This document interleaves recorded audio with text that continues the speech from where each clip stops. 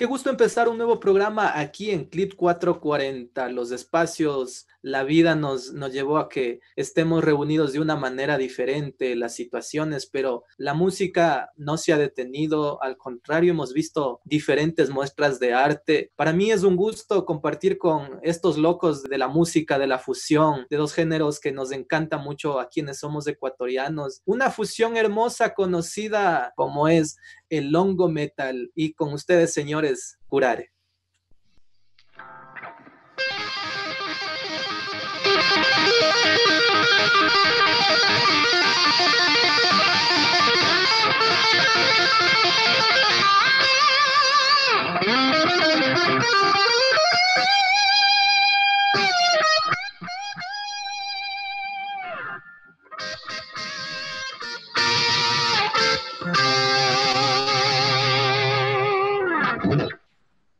Y esto es lo que nos permite hacer así en vivo, las plataformas hoy en día de esta conexión. Los modos cambian, pero el arte continúa. Maestros, qué gusto contar con ustedes. No estamos completos, pero Juanpa, David, Federico, qué gusto que nos acompañen en esta entrevista virtual, pero a la final es de entrevista en la que queremos conocer un poco más de ustedes. ¿Cómo están?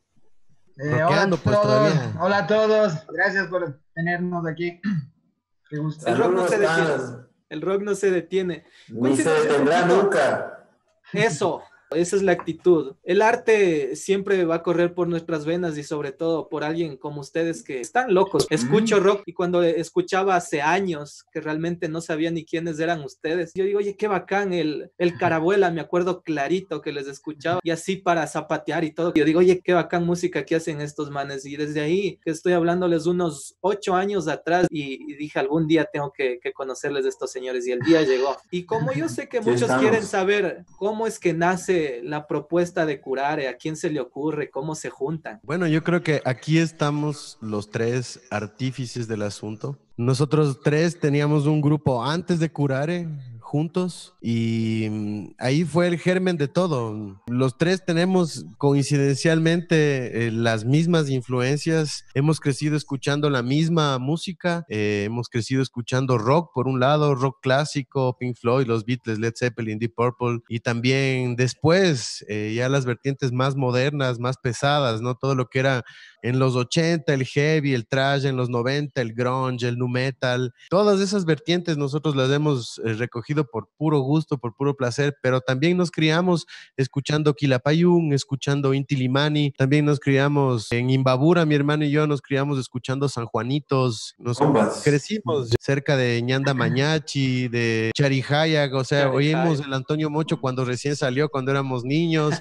Es decir, que el folclore también nos ha acompañado toda la vida. Entonces creo que ese es el motivo y la razón de que nosotros hagamos este tipo de música, que nos atrevimos a dar solo un saltito más y a involucrar estos dos géneros, ¿no? Siguiendo un concepto además que ya está preestablecido, que es el concepto del folk metal, ¿no? Es un concepto que nació en los países del norte, en los países nórdicos, en los países escandinavos, y que allá tiene sus instrumentos y su mitología. Y acá en Latinoamérica también estamos nosotros trabajando con instrumentos de acá, con cosmovisión de acá, en lo mismo. Qué bacán. Y es muy importante lo que dices, porque no es que dicen, nosotros empezamos esto, sino que reconocen todo esto, ¿no? Que hay muchos países que ya lo hacen, solo que en los países nórdicos con sus instrumentos, y acá nosotros también con una quena, con un pingullo, con un rondador, algo más ecuatoriano. Y tal vez algunos saben, pero ¿qué significa Curare?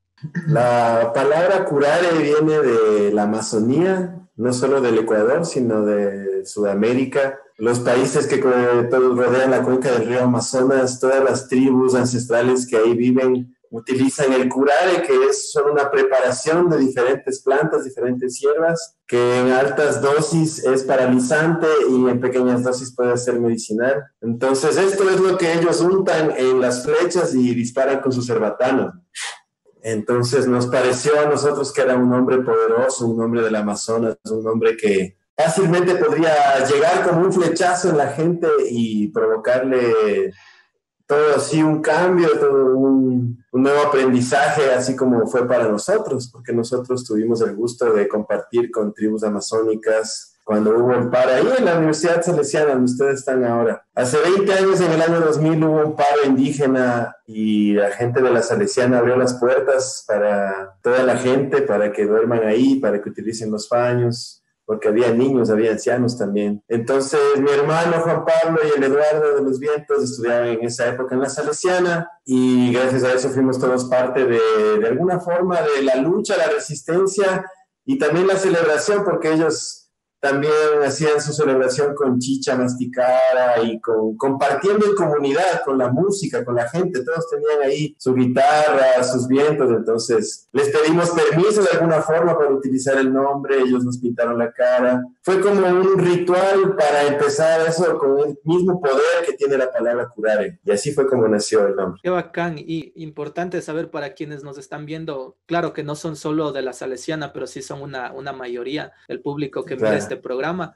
Interesante saber, miren, egresados de nuestra queridísima universidad. Qué chévere saber esas anécdotas. Ustedes estuvieron hace algunos años, que fue la primera vez que la Salesiana abrió sus puertas, y dato curioso, después hace un año, en octubre, cuando hubo otro paro, la Salesiana volvió a abrir sus puertas 20 años después. Supongo que todo eso para ustedes también trajo algún recuerdo y cosas así, ¿no? Por supuesto que sí. Yo estuve ahí hace 20 años por mi cuenta, ahora ya cuidándole a mi hija. Estuvo ahí también ayudando a las personas heridas, llevándoles medicinas, llevando bicarbonato, agua, todo ese tema, ¿no? Y claro, hubo muchos recuerdos de todo lo que ha pasado, pues además, porque no es el primer levantamiento indígena y estos movimientos han tenido su historia, ¿no? Que es lo que tenemos que ver y aprender. Qué bacán conocer también su lado político, que también se refleja a través de su música, definitivamente. El folclore latinoamericano, el rock, tiene mucha tendencia hacia lo protesta, a sumarse, hacia ser la voz de los que, como se dice, entre comillas, no tienen voz. ¿Alguna experiencia que nos cuentes, Federico, en todos estos años, ahí en sus inicios, a lo loco con el bajo ahí? Bueno, yo soy el que, digamos, empecé con el grupo de las Mosquitas Muertas, que representa el embrión de lo que después fue Curare, pero yo no participé a la fundación primaria, digamos, de Curare. Yo como que volví después, hace 5 años. Pero bueno, al principio, cuando estábamos con las Mosquitas, la idea de fusionar la música folclórica con el rock nació, obviamente aquí, digamos, en el país, tampoco era algo nuevo, porque incluso a finales de los 70, el grupo Amauta ha incursionado en lo que es la fusión del rock con ritmos andinos. Nosotros en los años 90 vivíamos una época en donde, bueno, se vive relativamente todavía, en donde de pronto lo nacional no era así bien visto. O sea, si tocabas cosas nacionales, como que te hacían de menos. Entonces nació la idea primero como una provocación también, porque acepta música de afuera, que todo es folk. Claro, súper fuerte, ¿sí? Entonces el folk está presente en todas las culturas y en todos los tipos de música, ¿no? ¿Y por qué aquí no? En los 90 no se fusionaba. Entonces, o por lo menos los que lo hacían y no tenían, obviamente, espacios, ¿no? Y también para llevar un mensaje a los otros músicos, decir, la música que se hace aquí también es válida, no es válido solo lo de afuera. Entonces nació un poco así. La primera canción que fusionamos fue El Aparecido, de Víctor Jara, que nosotros versionábamos la versión de esta canción que hacían Inti Illimani, que fue una influencia para todos. De ahí surgió la idea de fusionar el rock con la música andina y bueno, y ahí se formó Curare y hasta aquí estamos. ¿Cómo es que a ustedes se les ocurre llamarle longo metal a esta fusión? Bueno, y siguiendo la misma lógica, creo yo, con un toque de provocación también, ¿no? Porque longo aquí, obviamente, todos sabemos que es utilizado como despectivo, pero longo en quichua significa joven, no tiene un significado despectivo. Entonces, al principio, además, bueno, yo no estaba presente, el Juan Pablo y el David te pueden contar mejor, pero al principio seguramente los puristas del metal y los puristas del folk, del folclore, aceptaban mucho la fusión, ¿sí o no, Juanpa? Tal cual. Ahí para que se den cuenta que ser rockero más bien es una actitud, no es cómo te vistas o incluso lo que escuches, no, el rock es una actitud. Entonces si tú te espantas frente a una fusión, como decir, ¿no? ¿Cómo van a tocar metal con instrumentos andinos? Entonces no eres rockero, claro. Sí, pues sí nos ha pasado, de lado y lado nos han dicho así, ay, esa música rara que hacen. Sobre todo al principio, porque quizás no había decididamente alguien en el metal que haga este tipo de fusiones, ¿no? Ha habido rock progresivo, ha habido jazz, pero metal como que no había mucho en esa época, ¿no? Estamos hablando de hace 20 años. Hoy, por suerte, ya han pasado varias generaciones de eso, entonces puedo decir que no solo en Ecuador, sino que en toda Latinoamérica han aparecido más exponentes de este tipo de música y esta escena ha crecido en su aceptación porque cada uno se puede relacionar con lo que estamos tocando, con lo que estamos hablando. Es parte de nuestro ADN, la música andina. Nosotros nacemos escuchándola, la escuchamos desde los brazos de nuestras madres. Entonces es algo que además ha sido, tal como decía el Federico, ¿no? Longo es aquí, chuta, qué longo que eres, ¿no?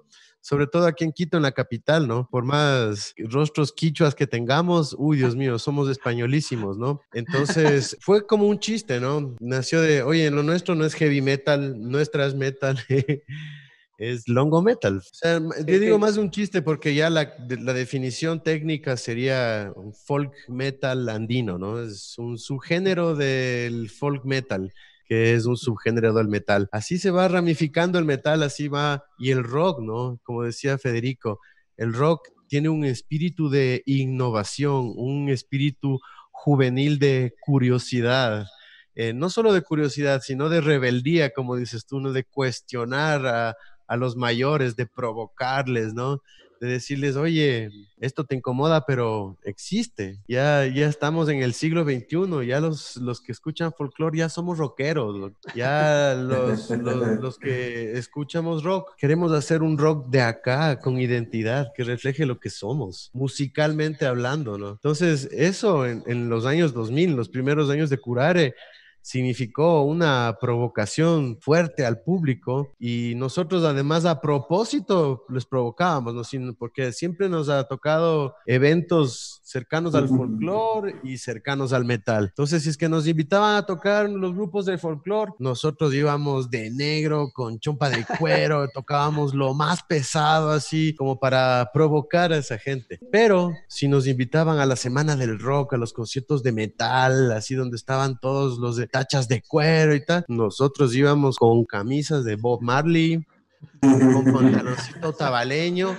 tocábamos lo más folclórico, era como una provocación a esta cuestión de ser puritano y conservador en lo cultural. Y siguió evolucionando la música precisamente porque la gente curiosa mezclaba el rock con otras cosas. Le mezclaron hasta con películas de terror, por Dios, por eso nació Black Sabbath. La historia es riquísima. Los Black Sabbath ensayando debajo de un cine donde ponían El Exorcista, donde ponían clásicos de terror, dijeron, oye, hagamos una música que sea también como un género de terror. Los Pink Floyd que venían de toda esta facultad de arquitectura, ¿no? Hay un montón de ejemplos, ¿no? De gente, formación más de música clásica como Jon Lord de Deep Purple. El rock siempre ha ido innovando, ¿no? Y creemos que lo que pasó con Curare es una cuestión lógica, como dijo el Federico, en los 80 estuvo Promesas Temporales, en los 70 estuvo Amauta, en los 90 estuvo La Sarita, estuvo aquí La Grupa, que también es muy importante y hay que citarla, ¿no? Porque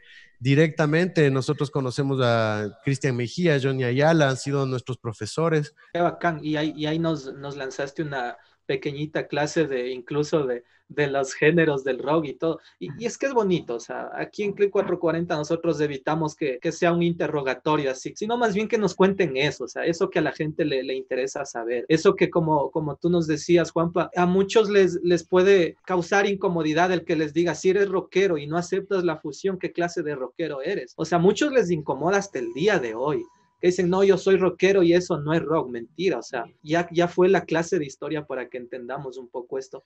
Pero bueno, para continuar con esta divertida entrevista, ¿les parece si escuchamos un poquito de su trabajo que han estado haciendo en estos días? ¿Qué vamos a escuchar? Vamos a escuchar un tema grabado desde casa para toda nuestra gente linda. Es Inga o Mandinga, el Bombazo 3, Curare desde casa. Escuchémoslo.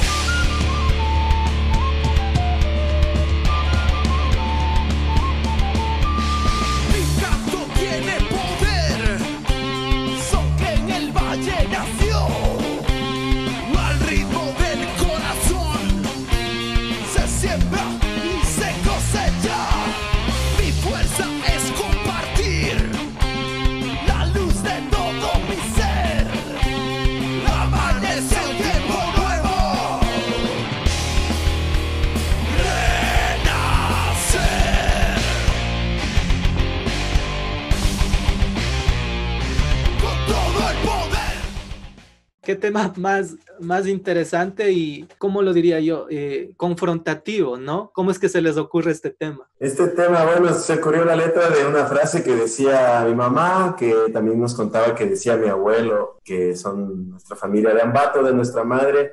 Entonces, una de esas frases era, el que no tiene de inga, tiene de mandinga. Entonces, si nos tenemos que hacer una letra así. Y cuando estábamos componiendo el disco Portales de los Andes con Federico, nos tenemos que hacer un tema afro porque también es característica de Curare tener a bombas del Chota, San Juanitos, diferentes temas de los Andes. Entonces, qué mejor para un nuevo tema afro, una letra que en verdad te marque, te llegue y que sea parte de tu historia, de tu familia, que tus abuelos la ponían en parte para reconocer el poder de nuestras raíces.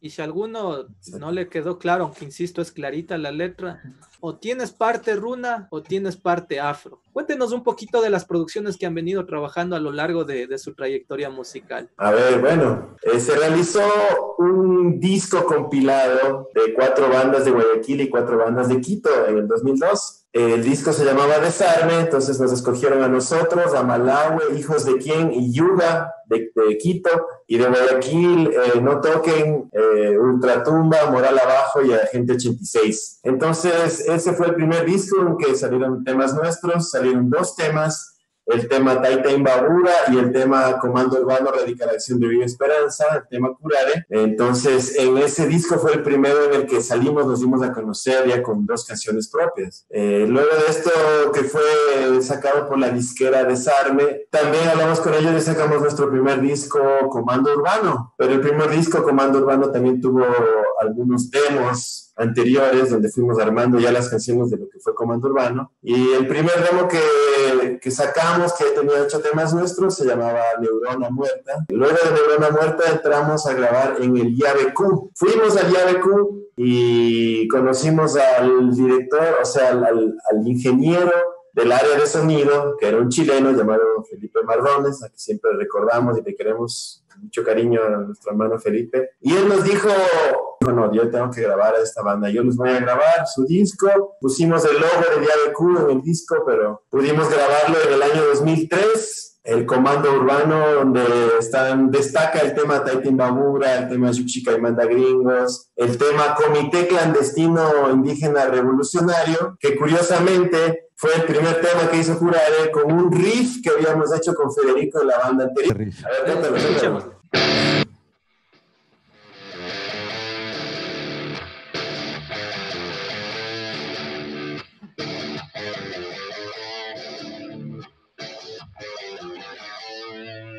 Exactamente, esta canción CCIR, Comité Clandestino Indígena Revolucionario, fue el primer tema de Curare. Se podría decir más de protesta que tenemos, ¿no? Las letras, todo figuran en medio de la coyuntura donde formamos Curare también. En el Comando Urbano te hablamos de todo lo que pasó en lo del levantamiento indígena, así que eso fue todo el proceso del Comando Urbano que ya terminamos lanzándolo y todo en el año 2004.